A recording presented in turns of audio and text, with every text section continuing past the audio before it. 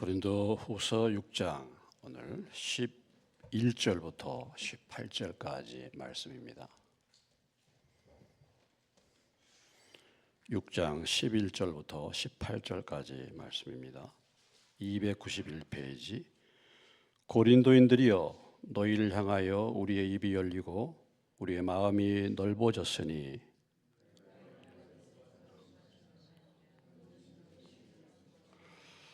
내가 자녀에게 말하듯 하노니 보답하는 것으로 너희도 마음을 넓히라.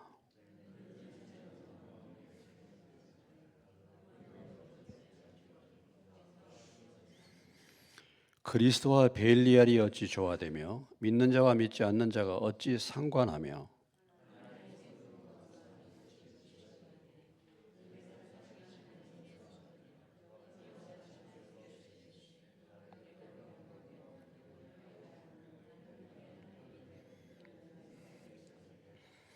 그러므로 너희는 그들 중에서 나와서 따로 있고 부정한 것을 만지지 말라.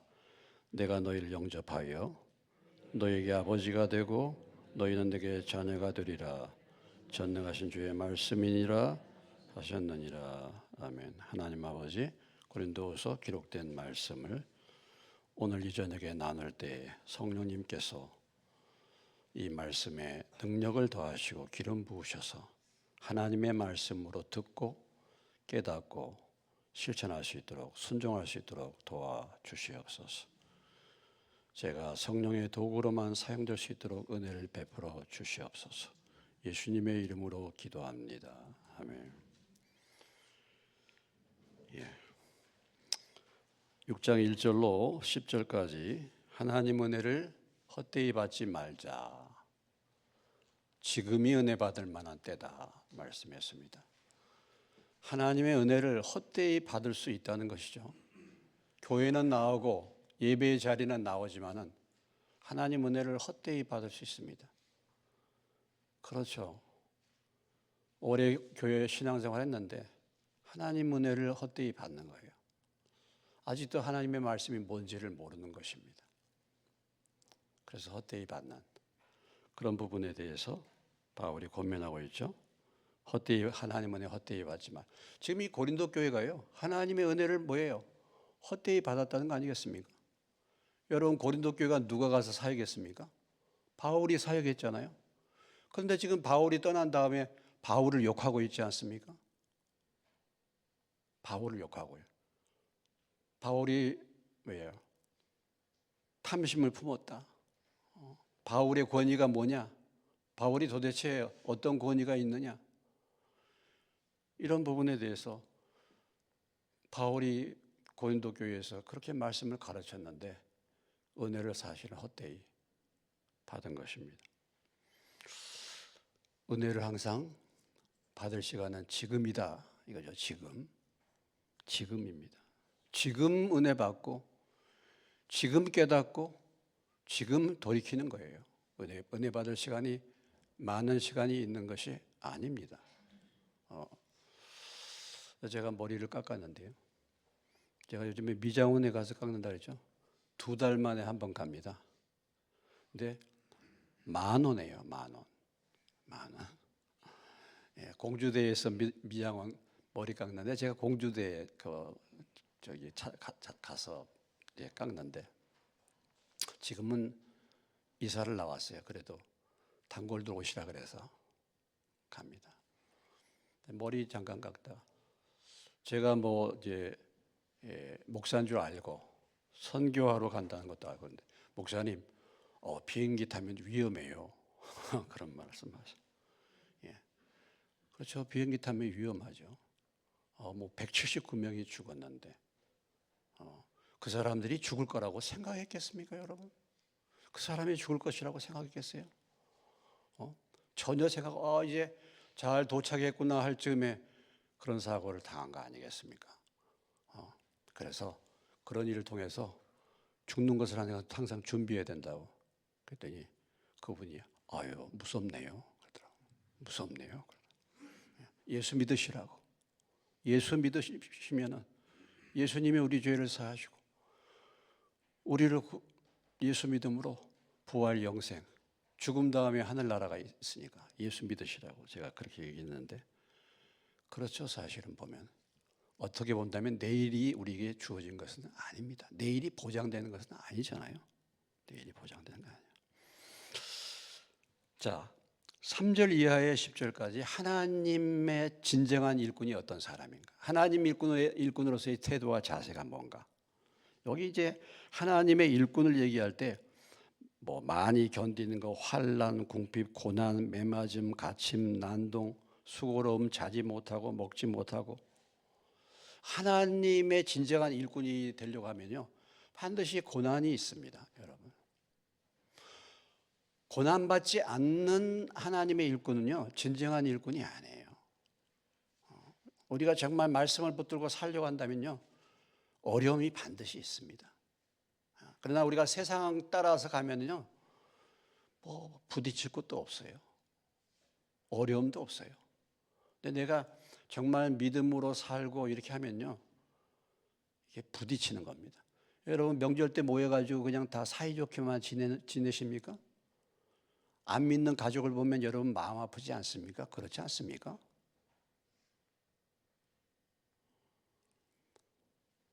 안 믿는 가족들 보면 마음 아프잖아. 정말 그 안 믿는 가족들을 위해서 내가 기도하고 마음 아파하고 이런 게 다 뭐예요? 마음이 평안하지 않은 거잖아요. 물론 뭐 명절이니까 얼굴도 보고 서로 뭐 음식도 나누고 하지만은 그래요.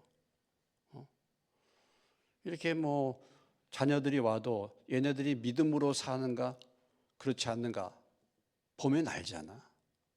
그럼 한편으로는 마음이 불편해요. 그렇지만은 이런 여러 가지 어려움들이 있지만 그 가운데서도 진정한 하나님의 일꾼은 이런 믿음의 확신을 가지고 사는 사람이라는 것을 바울이 보여주고 있습니다. 속이는 자 같으나 참되다. 그렇죠? 세상 사람들이 볼 때 우리가 속이는 사람 같아요. 어떻게 본다면 엉뚱한 얘기하는 사람 같아. 그러나 참되다. 그렇죠? 무명한 자 같으나 뭐예요? 유명한 자예요. 무명한 자 같으나. 제가 지난주에 유구침례교회, 유구 연합교회 가서 이제 재정 세미나 했는데 우리 안두영 목사님이 저를 참 소개하더라고요. 저를 소개하는데 이렇게 소개했어요. 우리 지방에서 가장 연장자시고, 할렐루야. 가장 연장자시고 세계적으로 유명한 목사 중에 목사. 이렇게 막. 그래서 제가 올라가다 떨어질까 봐서 걱정되죠. 무명한 자예요. 그래서 제가 오늘 이렇게 여러분 모아놓고 연합 집회 이렇게 제가 처음 해본 거라고, 처음 한 거라고 그랬어요. 제가 처음 한 거라고. 무명한 사람이죠. 저를 누가 알겠습니까? 무명한 자예요. 근데 사실 하나님이 볼 때는 우리가 사실은 유명할 수 있어요. 한 40명 모였는데 정말 참 왜 이렇게 빨리 끝내냐고 그러더라고. 1시간 15분을 했는데요. 너무 처음에 이렇게 노인분들도 좀 있고 계시고 시골교회 주일날 예배 드리고 저녁에 오셨잖아요. 그래서 제가 오래 하면 힘드실까 봐서 1시간 15분을 강의를 했는데 왜 끝나고 나니까 한 분도 다 눈이 반짝반짝하고 왜 다 빨리 끝냈다고 너무. 내가 다음 주에는 각오하시라 그랬죠. 예. 제가 원래 길게 하는 사람인데, 그런데 우리가 무명하지 누가 알아줍니까? 그러나 유명한 자요. 죽은 자 같으나 보라 우리가 살고, 징계받은 자 같으나 죽임당하지 않고, 근심하는 자 같으나 항상 기뻐하고, 가난한 자 같으나 많은 사람을 부유하게 하는 줄로 믿습니다. 정말 아무것도 없는 것 같지만 많은 사람을 부욕해 하는 사람이 우리 믿는 사람이에요. 하나님의 일꾼입니다. 그런 자들이 아무것도 없는 자 같으나 모든 것을 가진 자로다. 할렐루야. 내가 경제적으로 어렵습니까? 아무것도 없는 것 같습니까? 예수님을 가지면 모든 것을 가진 줄로 믿습니다. Jesus is everything. 예수님이 모든 것이다. 우리가 예수님을 소유했다면 모든 것을 다 가진 것이죠. 이 세상의 모든 것을 다 가져도 예수님이 없으면 아무것도 아닌 것입니다. 우리는 예수님을 만나고 예수님을 가졌다고 한다면 모든 것을 가진 사람이에요. 세상에서는 사람들이 볼 때는 초라하게 보이기도 하고 이렇게 하지만 그러나 진정으로 영적인 눈이 띄어지면 우리가 이런 사람이다. 바울이 지금 그렇게 고백하고 있지 않습니까? 믿음의 일꾼은 그래도 이런 프라이드, 이런 믿음이 있어야죠. 믿음의 일꾼은. 자, 오늘 이어서 이제 11절부터 13절까지 쭉 말씀을 전하다가 다시 이제 고린도 교인들에게 권면합니다. 어떤 권면하고 있습니까? 고린도인들이여 11절 13절 너희를 향하여 우리의 입이 열리고 우리의 마음이 넓어졌으니 너희가 우리 안에서 좁아진 것이 아니라 오직 너희 심정에서 좁아진 것이니라. 내가 자녀에게 말하다노니 보답하는 것으로 너희도 마음을 넓히라. 마음이 좁아져 가지고 바울을 알아보지 못해. 마음이 좁아졌어. 근데 바울이 마음이 좁아서 그들이 바울을 모르는 것이 아니라 그들의 심정이 좁아가지고 심정이 마음이 옹졸해가지고 바울을 알아보지 못한 것이. 그래서 내가 숨김없이 말하고 마음을 열고 말하는데 너희들 좀 마음을 넓히면 얼마나 좋겠냐. 그렇죠? 바울이 그들의 마음을 옹졸하게 만든 게 아니에요. 그들이 생각할 때는 바울 때문에 그들의 마음이 바울을 받아들일 수 없는 그런 마음으로 옹졸해진 마음으로 생각하고 있는데 사실은 그게 아니고 그들의 마음 속에서 좁아진 것이다. 우리가 너희를 마음을 옹졸하게 만든 것이 아니라 그들 스스로 마음이 옹졸해졌다 이런 것이죠. 그래서 마음을 넓혀라 그랬습니다. 마음을 넓혀라.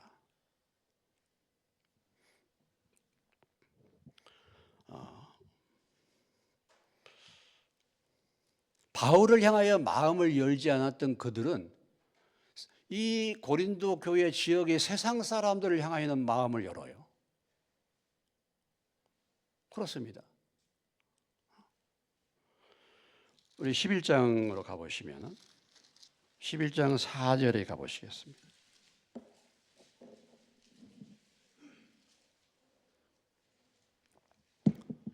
자, 11장 4장 이미 한번 본 적이 있습니다만 같이 읽겠습니다.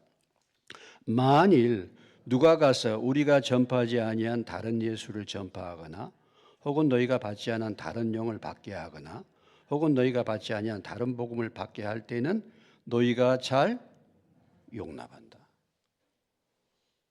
바울이 준 말씀은 마음을 닫는데 세상의 잘못된 것에 대해서는 잘 받아들인다 이 말이에요. 하나님의 말씀으로 권면하는 그 말씀은 귀를 닫고 마음을 닫고 그렇지 않는 잘못된 얘기들은 마음을 열고 받는다 이겁니다. 세상 사람들 향하여는 귀가 열려 세상의 얘기에는 귀가 열렸는데 바울이 말하는 말씀에는 마음을 닫는 것입니다. 이런 상태가 된 거예요. 그래서 내가 자녀에게 말하듯이 그래서 참 항상 뭡니까? 믿음이 있는 사람들이 보면은 부모의 심정을 가지고 하는 거 아니겠습니까? 부모의 심정을 가지고 때로는 얼굴을 붉히고 여러분과 저와 여러분 사이에 뭐 좋지 않은 일이 뭐 있겠습니까 제가. 근데 얼굴 붉히고 이렇게 하는 게 뭐냐? 사실 부모의 마음으로 그렇게 하는 거 아니겠습니까? 잘 되라고 하는 거 아니겠습니까? 하나님의 뜻을 바로 분별해서 가라고 권면하는 거 아니겠습니까?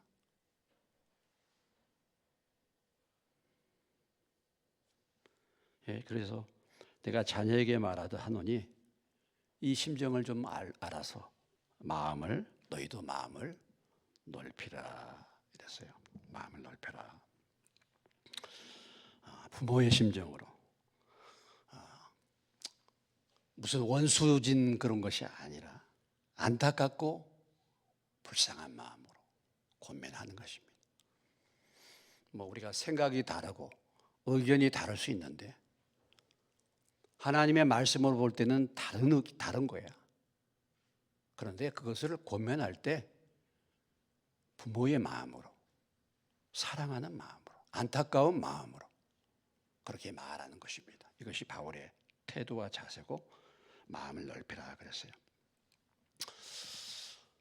우리 예수 믿는 사람은 마음이 넓어진 사람인 줄로 믿으시기 바랍니다. 우리는 마음이 넓은 사람이에요. 이 세상 사람들의 마음의 그 바운더리, 마음의 영역은 세상밖에 없습니다. 근데 우리가 예수를 믿게 되면 마음이 어디까지 열려요? 예? 하늘나라까지 열리지 않습니까? 예? 마음이요. 우리가 예수 믿기 전에는 내 마음과 내 생각이 이 세상밖에는 몰라요. 근데 우리가 예수를 믿으면 이제는 이 세상은 정말 적고 우리의 마음이 하늘까지 넓어진 거예요. 굉장히 보는 시선이 달라집니다, 여러분.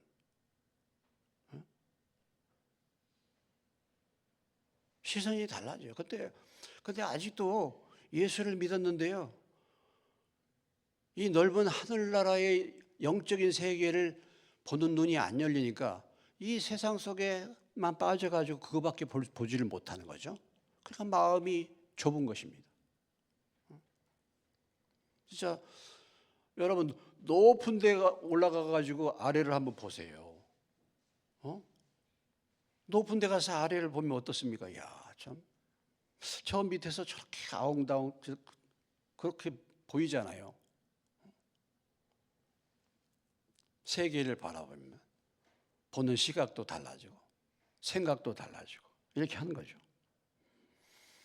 그래서 과거에는 우리가 좁은 마음 속에 살았죠.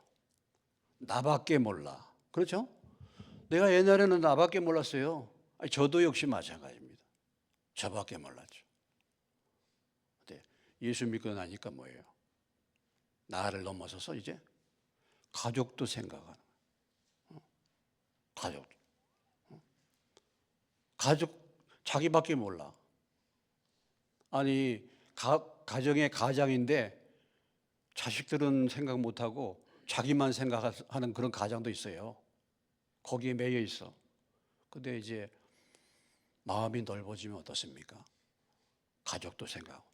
내 가족만 생각하다가 예수 믿어서 마음이 넓어지면 어떻게 해요? 누구까지 생각해요? 이웃도 생각하게 되는 거예요. 그렇지 않습니까? 마음이 넓어지는 공동체를 생각하는 믿음 안에 삶을 살게 되면 이제 내 가정뿐만 아니라 이제 교회를 생각하는 것입니다. 교회. 진정한 하나님의 일꾼은요, 교회를 생각하는 사람이에요. 교회가 얼마나 중요한가. 교회를 위해서 기도하고, 교회 생각하고, 교회 걱정하고 하는 거죠. 근데 마음이 더 넓어지신 사람은 어떻게 됩니까? 내 교회, 내 교파만 생각하는 게 아니에요. 누구까지 생각합니까? 교회 전체, 한국 교회 전체. 우리 교회, 우리 교파, 침례교 이게 아니라 이제 마음이 더 넓어지면요. 이젠 이게 문제가 아니야. 침례교, 장로교 뭐 이게 문제가 아니에요. 한국 교회가 염려가 되는 거예요. 내 당만 중요해. 내 당만. 내 당만 중요해. 나라야 어떻게 됐든지 간에 내 당만 중요해. 마음이 좁아 터진 거잖아요. 나라야 어떻게 된 건데 상관이 없어. 아니 정치를 하는 목적이 무엇입니까? 나라를 위한 거잖아요. 마음이 좁아 터지고 하나님을 모르니까 그렇게 될 수밖에 없어요. 그게. 예수 안에서 마음을 넓히시기를 주의 이름으로 축원합니다. 마음이 넓어져.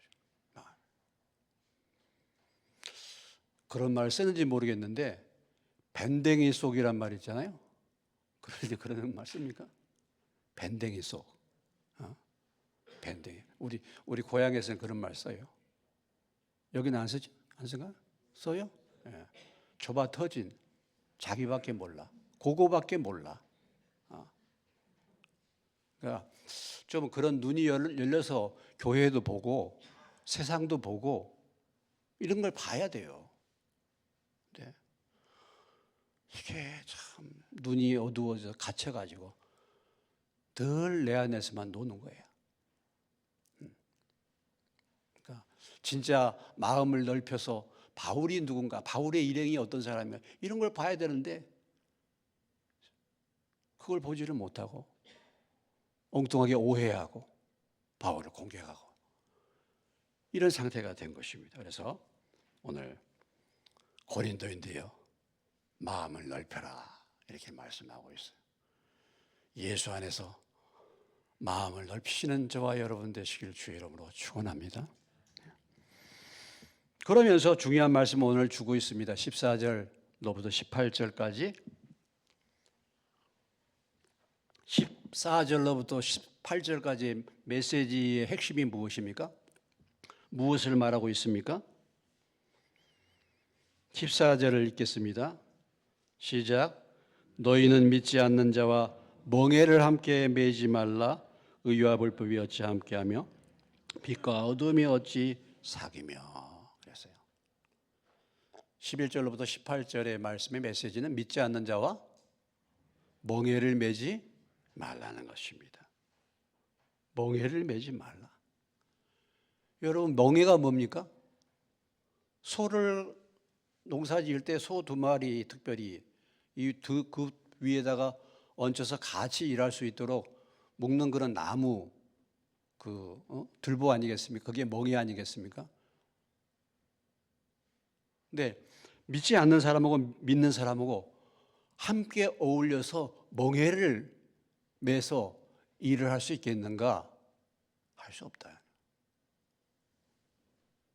너희는 믿지 않는 자와 멍에를 매지 말라라고 말하고 있는 것입니다. 그 이유에 대해서 몇 가지로 쭉 표현해 주고 있죠. 믿지 않는 자를 표현할 때, 믿지 않는 자와 믿는 자를 표현할 때 이렇게 표현했어요. 의와 불법입니다. 믿는 자는 의인이고 믿지 않은 사람은 불법의 사람이에요. 서로 함께 할 수가 없는 것입니다. 빛과 어두움이 어찌 사귈 수 있습니까? 빛은 빛이고 어둠은 어떻게 함께 공존할 수가 있습니까? 빛이 들어오면 어둠은 사라지는 건데. 표현들 해줘. 그리스도와 베일리알이 어찌 하모니를 이루가, 조화를 이루겠는가?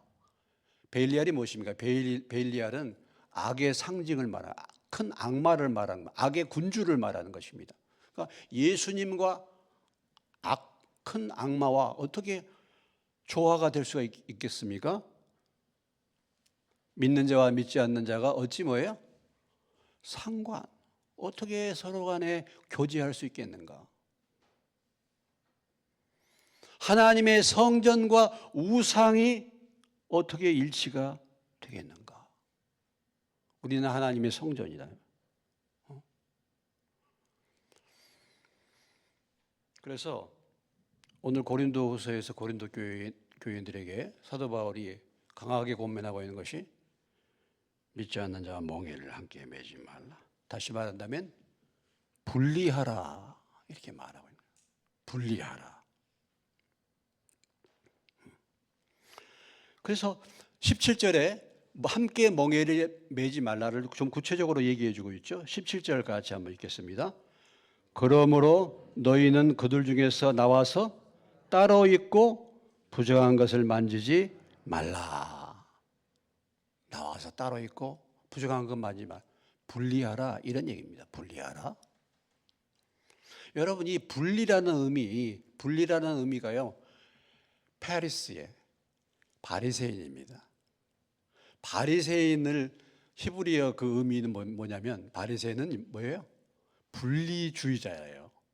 분리된 자를 바리새인입니다. 그러니까 바리새인은요,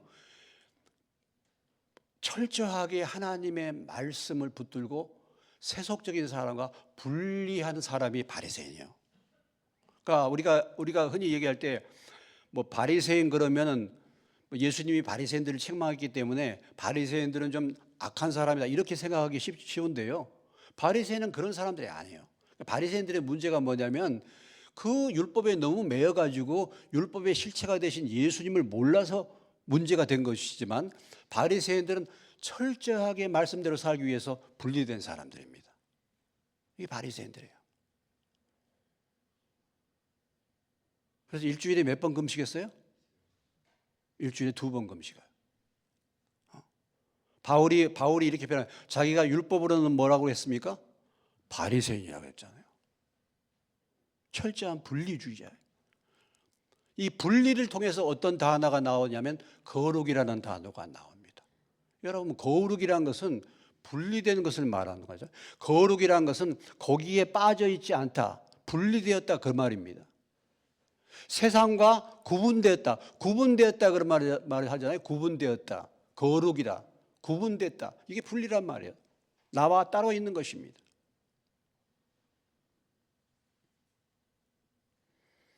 그럼 교회가 무엇입니까? 교회가 뭐예요? 교회가 분리된 사람들이에요. 예?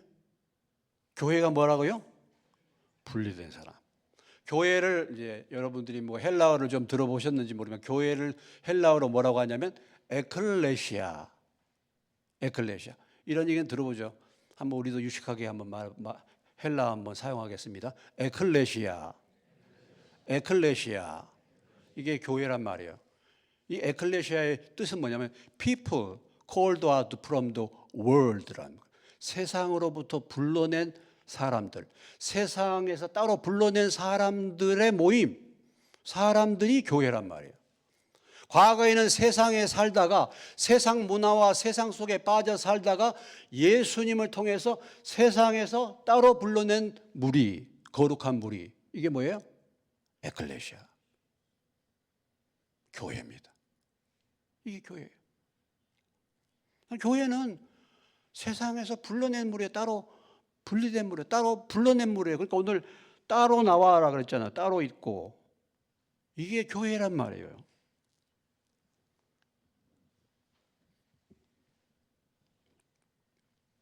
그래서 세상으로부터 우리를 불러내서 하나님의 공동체 안에서 거룩한 삶을 살도록 불러낸 무리, 이것이 바로 교회입니다. 교회예요. 그럴 때, 그리할 때에 비로소 뭐예요?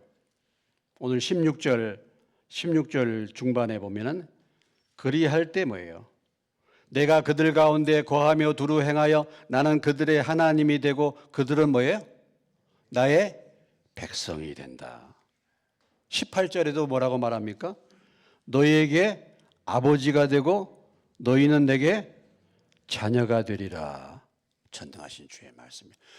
하나님이 우리의 하나님 아버지가 되고 우리가 하나님의 자녀가 되는 것의 중요한 부분은 세상에서 따로 나와 부정한 것을 만지지 않을 때에 하나님의 자녀가 된다는 것입니다.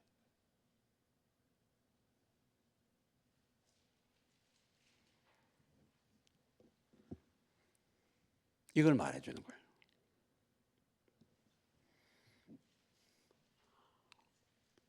그러면 우리가 이 세상에 살고 있는데 이 세상에 있는 사람들하고 전혀 만나지 말라는 얘기인가요? 그것이 아니죠. 자, 고린도전서 5장 10절을 가보시겠습니다. 아니 뭐 아직 안 믿는 사람, 세상 사람들 많이 있는데 세상 사람들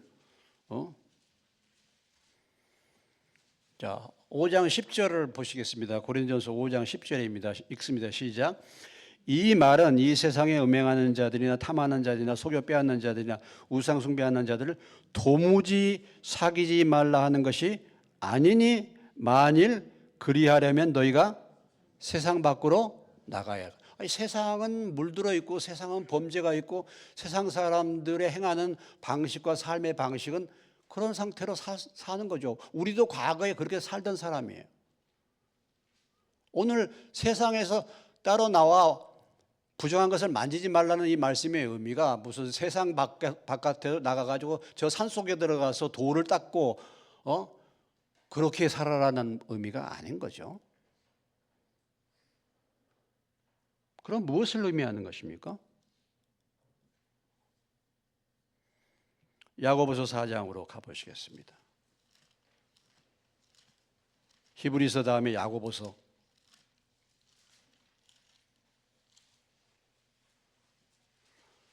야고보서 4장 4절입니다.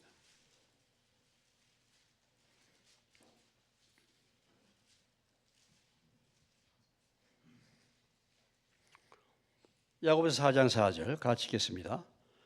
가늠한 여인들아, 세상과 벗된 것이 하나님과 원수됨을 알지 못하느냐? 그런즉 누구든지 세상과 벗이 되고자 하는 자는 스스로 하나님과 원수되는 것이니라. 그러니까 세상을 친근한 벗으로 삼는 것입니다. 세상을 아주 즐거워하고 세상에서의 삶이 세상이 내 벗이 되는 거. 그것이 하나님과 원수가 된다. 이런 말이죠.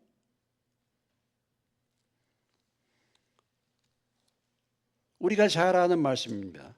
여러분들이 잘 아는 요한일서 2장으로 뒤에 있는 요한일서 2장에 가시면은 이런 말씀이죠. 좀 더 구체적으로 말하면 2장 15절 389페이지입니다. 같이 읽겠습니다. 이 세상이나 세상에 있는 것들을 사랑하지 말라. 누구든지 세상을 사랑하면 아버지의 사랑이 그 안에 있지 아니하느니 이는 세상에 있는 모든 것이 육신의 정욕과 안목의 정욕과 이생의 자랑이니 다 아버지께로 온 것이 아니요 세상으로부터 온 것이니라. 세상을 사랑하는 것, 세상 방식으로 살아가는 것, 세상의 가치관 따라 사는 것, 이런 것입니다. 그래서 하나님이 모세를 통해서 출애굽기서나 다른 민수기, 신명기 이런 데도 계속 말씀하시고 여호수아도 계속 말씀하시죠. 너희가 가나안 땅에 들어가면 어떻게 하라고요? 가나안 백성들과 뭐예요? 혼인하지 말라. 혼인하지 말라. 왜 그렇게 말씀하셨습니까? 가장 강력한 연대가 뭡니까? 혼인하는 거 아닙니까? 혼인하는 거. 그러니까 세상과 섞여버리는 거예요. 세상과. 여러분이 성경을 쭉 보시면요, 출애굽기, 민수기, 신명기, 여호수아에서 계속해서 너희가 가나안 땅에 들어가면은 그 땅의 문화를 조심하고 그 땅의 우상 조심하고 그 땅의 여인들을 갖다가 다 며느리 삼고 이렇게 하지 말아라 그렇게 말했는데요. 이스라엘 백성들이 가나안에 들어가서 얼마 있지 않아서 뭐예요? 어떻게 됐어요? 다 가나안 땅에 동화돼 버렸죠. 그래서 가나안에 들어가 가지고 그들이 맞이하는 시대가 무슨 시대입니까? 사사시대를 맞이해요. 350년 동안 가나안의 축복이라고 했는데 적과 꿀이 흐르는 가나안 땅이라고 하는데 막상 가나안 땅에 들어가 가지고요 350년 동안 정말 우리말로 쇠가 빠지게 고생하죠. 진짜 그런 상태가 되어버려요.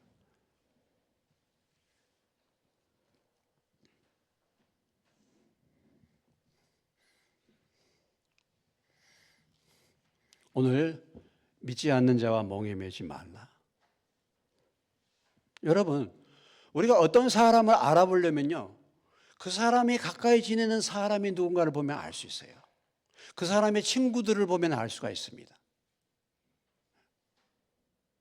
그 사람 친구들을 보면 그 사람을 알 수 있어요. 예수 믿고 참 그동안에 같이 지냈던 세상 친구들 끊는 게 쉽지가 않아. 저도요, 제가 이제 예수 믿기 전에 학교 다니면서 종섭이하고 한진이라고 있었어요. 조종섭이 한진이. 예. 저거 아주 뭐 술 친구들이었죠.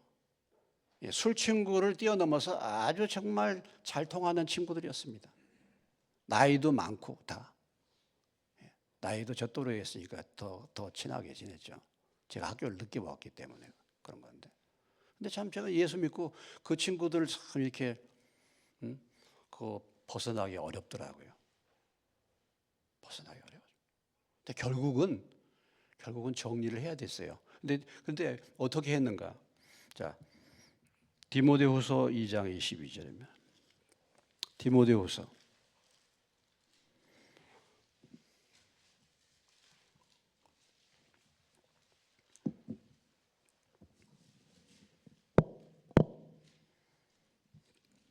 디모데후서 2장 22절 344페이지 찾으셨습니까? 같이 한 목소리로 읽겠습니다. 시작. 또한 너는 청년의 정욕을 피하고 주를 깨끗한 마음으로 부르는 자들과 함께 의와 믿음과 사랑과 화평을 따르라. 이게 청년의 정욕을 피하고 어떤 세상 그런 사람들과의 그런 교제라든지 그래서 유혹을 받을 것들을 피하고 이것은 부정적인 거죠. 부정적인 권면이죠. 더 나아가서 뭐예요? 주님을 깨끗한 마음으로 부르는 사람들과 뭐예요? 함께 의와 믿음과 사랑과 화평을 쫓으라. 그러니까 무엇입니까? 세상 가치관과 세상의 사람들을 피하는 그것도 필요하지만 멍에를 매지 않는 것도 필요하지만 뭐예요? 믿음의 사람들과 더욱 뭐예요? 교제를 강화시키는 겁니다. 제가 예수 믿고 열심히 생겨가지고 신앙생활을 열심히 하다 보니까 그 친구들을 만날 시간이 없어지는 거예요. 그래가지고 자연스럽게 없어졌어요. 물론 뭐 가끔 만나기는 만나지만 제가 이제 믿기 시작하니까 제가 가서 옛날에는 늘 술집에 가서 술 마셨는데 이제는 뭐예요? 제가 술을 안 먹잖아요. 그러니까 서먹서먹해졌습니다. 그렇다고 내가 그 친구들을 뭐 이렇게 뭐 왕따시키거나 그러지는 않아요. 제 마음 가운데는. 지금도 제가 이름 기억하고 기도하잖아요. 한 30년 후에 제가 학교에서 만났어요. 우리 한진이를. 네. 바싹 늙어버렸더라고요. 예. 저하고 얼굴이 너무 차이가 났어요.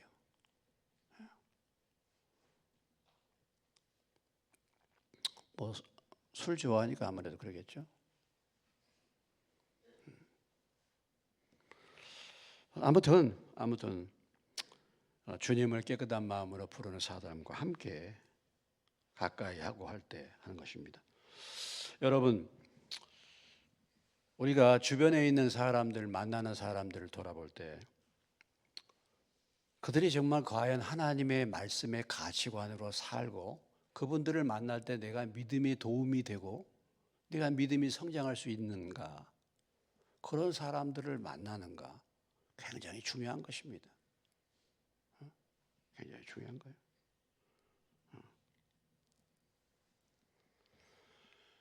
그런 주변에 있는 분들을 자꾸 만날 때 내가 하나님과 가까워지는가 멀어지는가,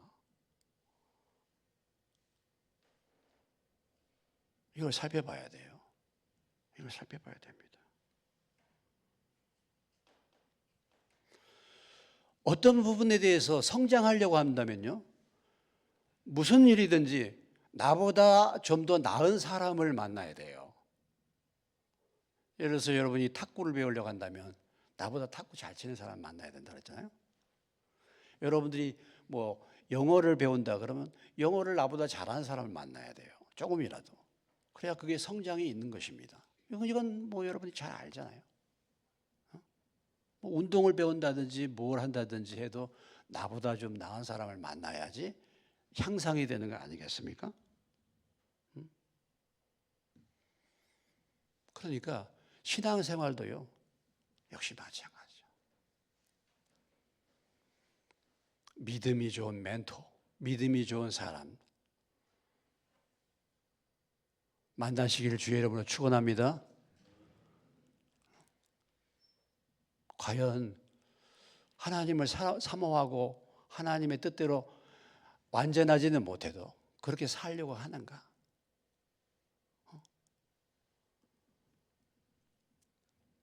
그렇지 않으면 몇십 년을 신앙생활해도요,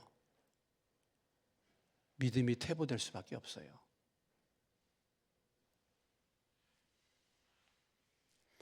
우리가 이스라엘 백성들이 반드시 이스라엘 백성들의 그 관습 가운데 하나가 반드시 뭘 씻어요? 바깥에 갔다 오면은 반드시 발을 씻게 했어요. 왜 그렇습니까? 샌들을 신고 다니는데 광야를 지나 이게 바깥에서 생활하다 보면 뭐가 묻습니까? 먼지가 묻어요. 그래서 들어올 때마다 반드시 발을 씻도록 물을 내드리고 그렇게 했어요. 우리도 마찬가지잖아요. 우리도 이 세상에 살면서 우리도 모르는 사이에 얼마나 많이 오염되고 있습니까? 사실은요, 우리 마음과 생각을 지켜야 되는데 마음과 생각에 하나님의 말씀이 없어요. 세상의 뉴스나 세상의 드라마나 세상의 문화나 세상의 사람들의 얘기는 잔뜩 들어오는데 그걸 걸러낼 하나님의 말씀이 없단 말이에요. 그걸 분별할 수 있는 하나님의 말씀이 없는 것입니다. 그런 생각들이 쌓이면 내가 교회는 다니지만 내 생각과 사고는 세상 사람과 똑같은 거예요.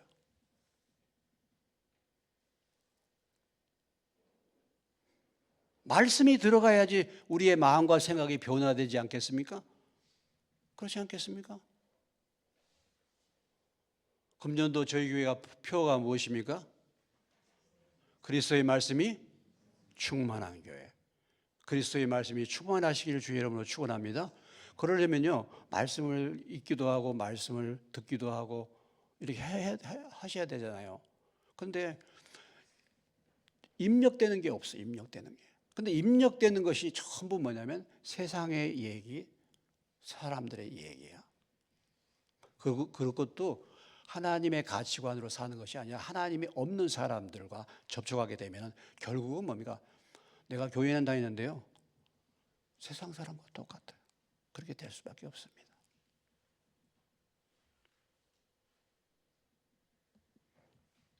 그래서 옛날에 저희 어렸을 때는 고무신이라는 게 있었는데 고무신들 신어보셨죠?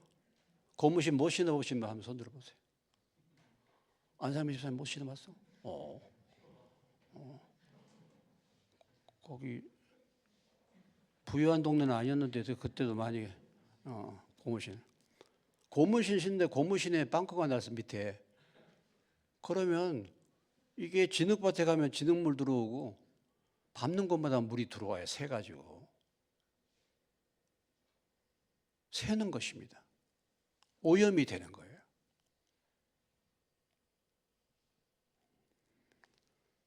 자, 우리 창세기를 한번 가보시겠습니다.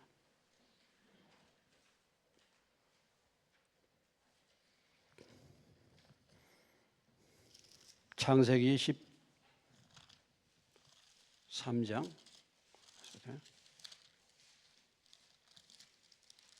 창세기 12장.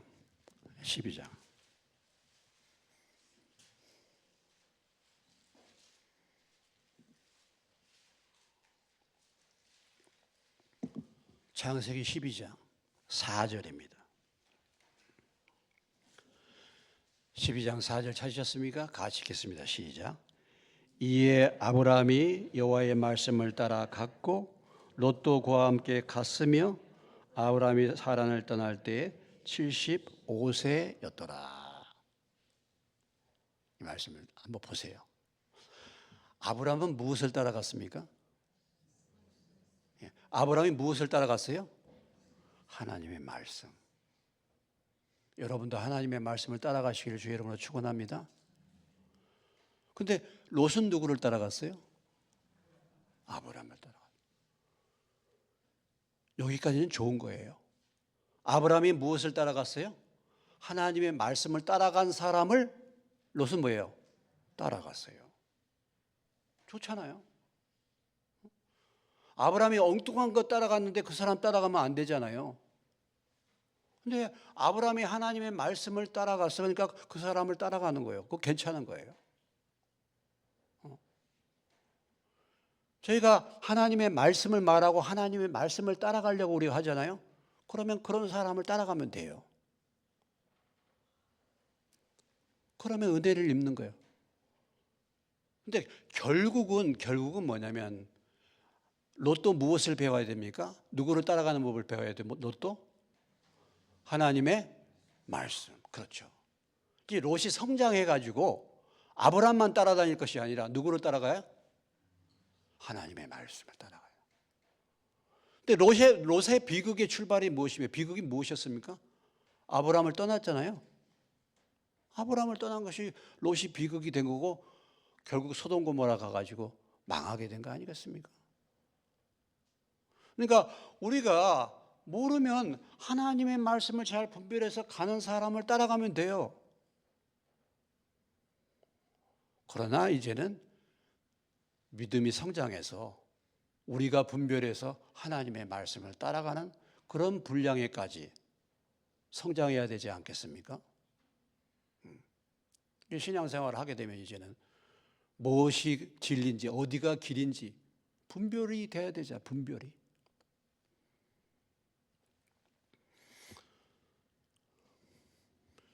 저희들 신앙생활에 참 저도 시행착오를 많이 하고 많은 어려움들을 많이 겪었습니다. 사실은요. 물론 제가 선교단체에서 예수 믿고 저는 말씀을 바르게 분별해서 말씀대로 가르치고 말씀대로 살기를 참 원했어요. 제 목회의 중심은 그겁니다. 다른 거 없습니다. 그렇게 하려고 했는데 제가 연약하고 이렇게 하다 보니까 많은 문제가 있었죠. 그런데 하나님이 그 중심을 보시고 막 여러 가지 막 방황도 하고 막 문제도 어디가 길인지도 모르고 막 헤매고 혼동됐을 때 하나님이 그 중심을 보시고 하나님이 하나님의 사람을 인도해 주셨어요. 하나님의 사람. 그분이 저희 멘토입니다.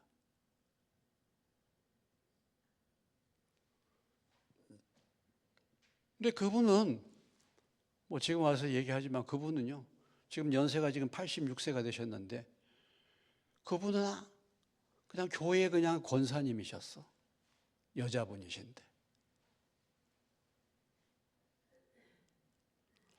목사인 제가 그분한테 그분이 말하는 대로 따라서 배운 거예요. 목사인 제가. 계급장 내려놓고. 계급장 내려놓고. 하나님이 저희들의 중심을 아시고 그런 분을 보내주셨어요. 그래서 참 분별 못하고 잘못된 길로 갈 수 있는 저희들을 붙잡아요. 그래서 그분을 따라가다 보니까 제가 이렇게 눈이 좀 열리게 됐어요. 사실은요. 그래서 뭐가 뭔지를 좀 알게 됐어요. 여러분들에게 권면하고 여러분에게 말씀드린 것이 다 그런 부분들의 인도를 받았어. 근데 진짜 정말 자존심 내려놓고요. 철저하게 순종하는 법을 배워요. 하나님이 붙여주셨어. 여러분도 여러분의 중심에 정말 하나님의 뜻을 따라서 내가 살고 싶다. 내가 믿음으로 살고 싶다. 그러면요. 하나님이 그런 사람을 붙이실 것입니다. 그런 사람이 저일 수도 있을 거예요. 또.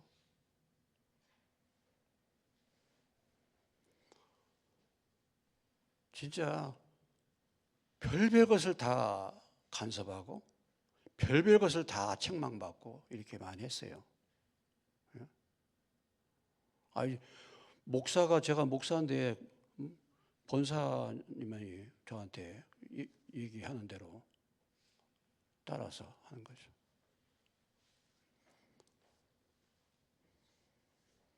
선교를 내려놓은 것도요, 그분이 가지 말라고 해서 안 갔어요. 제가 여기저기 지방에서 미국의 서든에 목회신학대학 그 공부가 있었습니다. 여름에 가서 공부하고 목회신학 그 학위를 받는 거예요. 여기 공주지방에 그때 있는 목사님들이 거의 다 했어요. 그런데 저도 사실 그런데 공부하는 길을 좋아하는 사람이라서 저도 그걸 가고는 싶었거든요. 그분이 하지 말라 그래서 안 했어요. 제가 이런 얘기까지 하는데, 근데 또 그분이요, 제 동생을 갖다가 제가 책임을 져야 된다고 말씀하셨어요. 저는 우리 동생하고 30년 헤어졌었습니다. 여러분이 알다시피 우리 동생이 완전히 망가졌잖아요. 버려진 애잖아요. 완전히. 저는 그런 상태인지도 몰랐어, 사실은요. 근데 뭐 그냥 대충 들어서는 알지만 제가 목회하느라고 30년 동안 교제가 없었어요. 근데 걔가 이제 망가져가지고 이제 이 정신병원이나 이런 데서 이제 그런 데로 수용을 하든지 이렇게 될 형편이에요. 그리고 그것을 누가 케어해 줄 사람도 없어요. 근데 그분이 저한테 목사인 내가 동생을 살펴야 된다고 데리고 케어를 해주라고 하는 거예요. 여러분 그렇게 하시겠습니까? 여러분 제가 제 동생을 데리고 제가 목사인데요. 얼마나 어려운 일을 많이 겪었습니까? 제가 정말 자존심 다 내려놓고요. 진짜 이걸 얘기하면 여러분들이 다 이해를 못할 거예요. 제가 동네 반장 뭐 이러신 분들한테 얼마나 모욕을 당하고 목사가 이런 사람을 동네에 둬가지고 이 동네를 이렇게 어지럽히고 하고 제가 1시에 경찰서에서 전화 받아가지고 동생 그거 데리고 가라고 별별 일들을 다 겪었지 않습니까? 그걸 하나님이 10년을 연단받게 하셨어요. 10년 동안. 그렇게 하려면 여러분 하시겠습니까? 순종을 배우는 것이 그런 걸 배우는 거예요. 뭐 조금 얘기하면 자존심 상하고 조금 얘기하면 뭐 그냥 이게 아닙니다. 그게 십자가 지는 거였어요. 정말 그랬어요. 하나님이 이제 제가 그래도 마음의 중심에 하나님 뜻을 알기 원하고 하니까 그분을 보내셔가지고 그렇게 철저하게 정말 말도 안 되는 것을 순종하는 겁니다. 하기 싫은 거 하는 거죠. 십자가 지는 거죠. 예. 제가 그 동네에서 창피당한 거, 뭐 이쪽에서도 창피당한 거 말로 할 수 없어요. 여러분에게. 예. 제가 동생 담배를 사러 갔다가 강북제일교회 목사님 담배 핀다고 또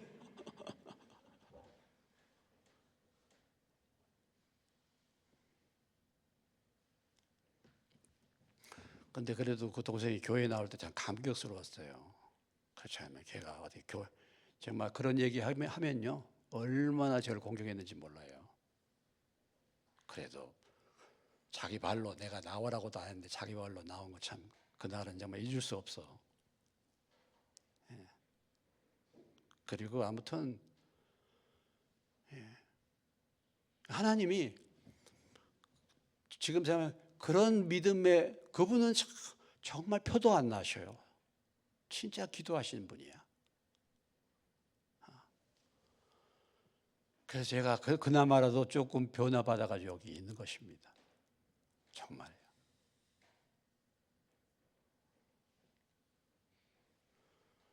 그렇게 순종하다 보니까 눈이 열리게 됐어요, 좀. 그래서 여러분들이 이렇게 뭐 물어보고 할 때 제가 이렇게 분별해서 얘기하는 것이요. 다 그런 저기를 통해서 죽는 법을 배우고 이렇게 했어요. 여러분이 제가 뭐 권면해가지고 여러분 하는 것은 그건 정말 아유 말도 아니에요. 말도 안 해요. 그건 순종도 아닙니다. 사실은요.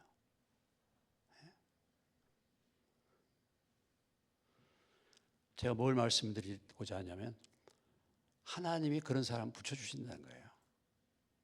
그런 사람. 그러니까 우리 인생에 여러분들이 정말 하나님의 뜻을 알고 하나님 믿음으로 살고 주님을 소망하면서 난 살고 싶다 그러면 그렇게 하시면 하나님이 그런 교회로 인도받을 수도 있고 그런 사람들을 만날 수도 있고 아니면 내가 그렇게 변화될 수도 있는 것입니다. 그런 은혜를 주시는 거예요.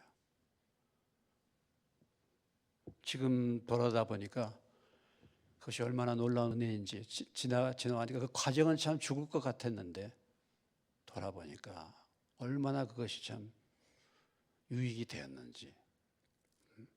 그래서 자, 오늘 여러분의 삶도 이렇게 믿음의 좋은 사람 만나기를 소원하시고 기도하시기를 주의 이름으로 축원합니다. 예. 주님을 깨끗한 마음으로 믿고 섬기는 사람, 그런 사람 보내달라고. 아니면 내가 또 그렇게 되어서 다른 사람에게 그런 본이 되고 유익을 끼치면 얼마나 좋겠습니까? 오늘 말씀 마음을 좀 넓혀라 하는 말씀이고 믿지 않는 자와 멍에를 함께 매지 말라. 다시 한번 우리 주변을 돌아보시고 정말 하나님의 가치관을 가지고 하나님을 사모하는 마음으로 그런 주님을 섬기는 그런 믿음의 동역자를 좀 만날 수 있도록. 근데 문제는 뭐냐면 여러분들 그렇게 사모하면 하나님이 반드시 그런 인도를 주신다는 것이죠. 그러나 만약에 전혀 내게 믿음으로 유익되지 않는 그런 만남들, 그런 부분에 있어서 내가 그것을 날마다 돌아보고 정결케 하지 않으면 나도 세상 사람들처럼 똑같이 물들 수밖에 없다는 거. 영적으로 믿음 안에 바로 설 수 없다는 것을 우리가 반드시 알아야 될 것입니다. 그래서 그들 가운데 거하며 두루 행하되 너희 있는 그들 중에서 나와서 따로 있고 부정한 것을 만지지 말라. 그렇게 될 때 내가 너희 아버지가 되고 너는 내 자녀가 되리라. 이 고린도 교회가 왜 이렇게 분별이 없고 심령이 좁아졌느냐? 여러분 생각해서요. 고린도라는 지역에 그 사람들이 어떤 사람들입니까? 그런 사람들을 이 고린도 교회 교인들이 가까이 하는 거예요, 늘. 그러니까 세상으로 오염될 수밖에 없는 것입니다. 그래서 오늘 사도 바울이 이 권면을 주는 것인데 오늘 우리도 역시 마찬가지 아니겠습니까? 오늘 우리도 역시 마찬가지죠. 오늘도 우리도 이 세상에 얼마든지 빠져서 정말 하나님과의 교제를 놓쳐버리고 오염돼서 살 수 있는 환경 속에 우리가 살고 있는데 여러분들이 잘 분별하셔서 좋은 믿음의 사람들과 사귐을 갖고 교제할 수 있는 은혜가 임하시기를 주의 이름으로 축원합니다.